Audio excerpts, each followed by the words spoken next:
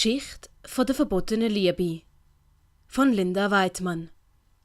Kapitel 3. Und das letzte Mal bei Verbotene Liebe. Er würde sie gerne mal wieder sehen. Dann bis morgen Abend. Du hast dich in unser Opfer verknallt. Wenn der Papa sieht, dass sein Haus demoliert worden ist, bekommt er einen Herzinfarkt über. Nein, Columbina! Nein! Columbina Los! schnappte sich die Kanne und flößte Arlecchino den Kaffee an.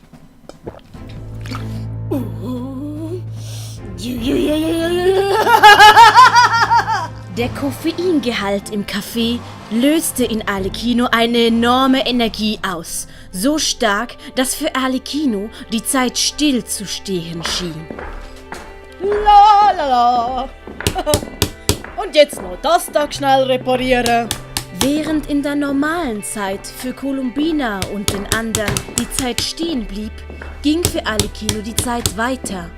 Er bewegte sich gemütlich in aller Ruhe durch das Haus. Ha, die Extrazeit muss man doch nutzen. Er reparierte alle Schäden am Haus und räumte auf. Und er nahm sich natürlich Zeit für allerlei Schabernack. Zum Beispiel... Oh, der Columbina und die Melone sehen aber so schön aus. Und der Wein.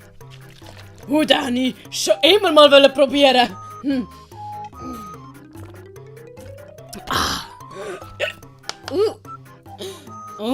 Wirkung lädt bald. Langsam aber sicher nach. Schnell noch die Tür flicken.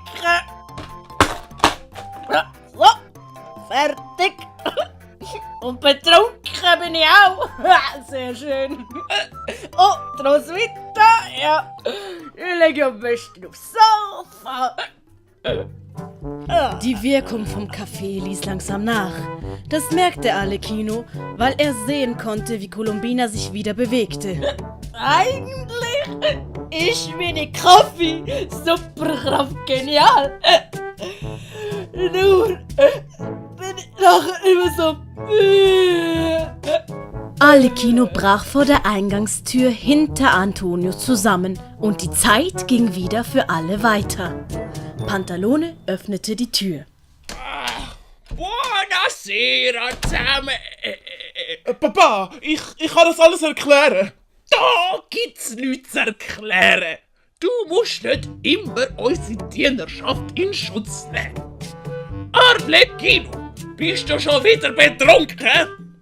Du sollst dir ein Beispiel an den anderen nehmen und ein bisschen mehr arbeiten. Sie, Signore, tut mir leid.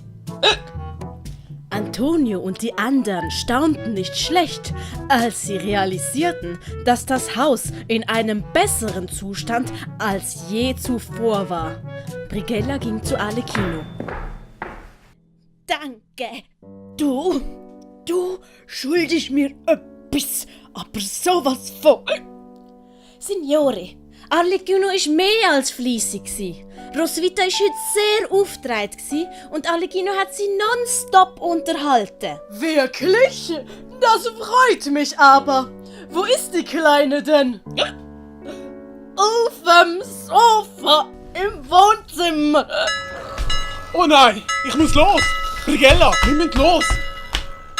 Wo geht ihr zwei jetzt wieder? Moment mal. Neue schicke Kleider? Du hast dich bottet? Mein Antonio hat eine Verabredung. Verabredung? Wieso hast du uns denn nicht gesagt? Alle wollten Antonio schon befragen, da packte Pantalone Antonio am Arm und schwupps waren die beiden aus dem Haus verschwunden. Mach den alten Papa stolz, Antonio. Du hast nichts dagegen? Du bist jung und du sollst das auch auslappen. So, Brighella, los jetzt, sonst kommen dir noch zu spät.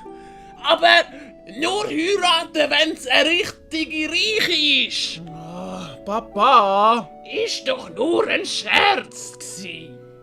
Hinter dem Piazza San Marco, bei der kleinen Brücke, wartete Doralina schon sehr aufgeregt auf Antonio. Sehe ich echt gut genug aus? Du hast 2 Stunden vor dem Spiegel verbracht. du siehst super aus. Raffaele versteckte sich in der Nähe der Brücke, um das Ganze zu beobachten. Musst du unbedingt zuschauen. Das macht mich voll nervös. Gut, ich lasse dich allein. Aber denk dran, das ist unser Opfer.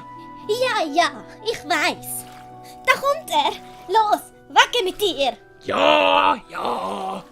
Brighella fuhr Antonio mit der Gondel zur Brücke. Ich hoffe, Sie haben nicht allzu lange müssen warten, Madame. Nein, überhaupt nicht. Beide starrten sich an und schienen nicht recht zu wissen, wie anzufangen. Brighella schüttelte enttäuscht den Kopf. Ei. Madame, hätten Sie Lust auf eine romantische Gondelfahrt auf dem Grande Canale, die mein Meister Antonio extra für Sie geplant hätte? Han ich? Handen Sie. Oh, natürlich, die auf dem Grande Canale. Was meinen Sie, Madame? Sehr gern. Doralina streckte ihm ihre Hand entgegen. Beide stiegen auf die Gondel und die Fahrt begann. Doralina und Antonio lächelten sich an. Wenn der Herr erlaubte. Ich kenne eine sehr gute Stelle, um den Sonnenuntergang anzuschauen. Sehr gern. Wie romantisch. Sie mögen also Sonnenuntergang? Brigellas kleiner Einfall hatte bei den beiden Turteltauben eine kleine Plauderei ausgelöst. Antonio und Doralina schienen sich von Anfang an prächtig zu verstehen. Da wären wir Meister. Oh, es ist so wunderschön. Doralina lehnte sich leicht an Antonios Schulter an und genießte den Anblick der untergehenden Sonne. Na ja, Was ist denn? Gefällt's Ihnen nicht? es ist nur kein Sonnenuntergang. Kann es mit der Schönheit von ihren Augen aufnehmen. Doralina wurde ganz rot. Noch nie hatte jemand so was Schönes zu ihr gesagt. Oh nein, ich kann sie nicht in Verlegenheit bringen. Doralina küsste Antonio. Mamma mia! Brigella war so erschrocken, dass er rückwärts ins Meer plumpste. Fantastisch. Antonio küsste Doralina zurück. Meister, ich wollte ja nicht stören, aber könntet ihr mich bitte wieder aus dem Wasser ziehen?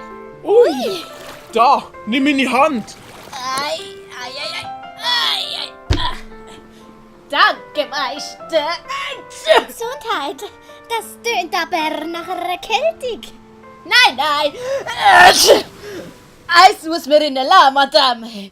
Ihr Kuss haut einen wortwörtlich um.